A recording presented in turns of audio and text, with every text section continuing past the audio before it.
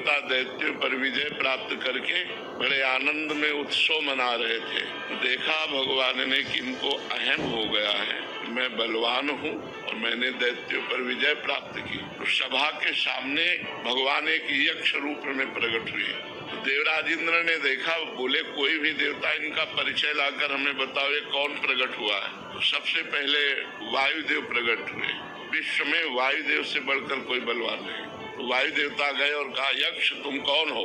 तो उनका हम तो अपना परिचय बाद में बताएंगे, पहले आप बताएं आप कौन है। बोले मैं पवन हूँ, वायु। क्या है आप में क्षमता? तो उनका क्षमता ऐसी कि मैं पूरे त्रिभुवन को तिनके के समान उड़ा सकता हूँ। तो एक तिनका प्रकट किया और कहा उड़ा के दिखाओ। अब वायु देवता से तिनका उड़ाने की बात, वो तो ब्रह्मांड उड़ा दे, लेकिन तिनका नहीं उड़ा। कहा पूरी ताकत लगाओ। वायु देवता पूरी ताकत लगा के हार गए। तिनका ऐसे से ऐसे नहीं कर पाए। आए और बैठ गए। देवराज इंद्र ने कहा कौन है? बोले असमर्थ रहा उनका परिचय प्राप्त करने में। दूसरा देवता अग्निदेव प्रकट, उनके पास गए। उनका आप कौन है? अग्नि।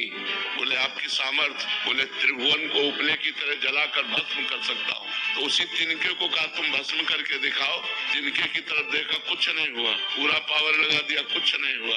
अग्नि देवता वापस जाकर बैठ गए और कहा मैं असमर्थ रहा। तब स्वयं देवराज इंद्र उठे। जो भी गए सो यक्ष अंतर ध्यान हो गए। यक्ष की जगह पर दुर्गा देवी प्रकट हुई और उनका देवराज इंद्र तो इतना घमंडी है कि तू भगवान से बात करने का भी अधिकारी नहीं है, इसलिए भगवान अंतर ध्यान हो गए। वो यक्ष रूप में भगवान थे। तो इतना समझ ले, तेरे वायु देवता में इतनी सामर्थ्य नहीं कि तिनका उड़ा सके, अग्नि देवता में इतनी सामर्थ्य नहीं कि तिनके को भस्म कर सके। सब भगवान की सामर्थ्य से युक्त हो।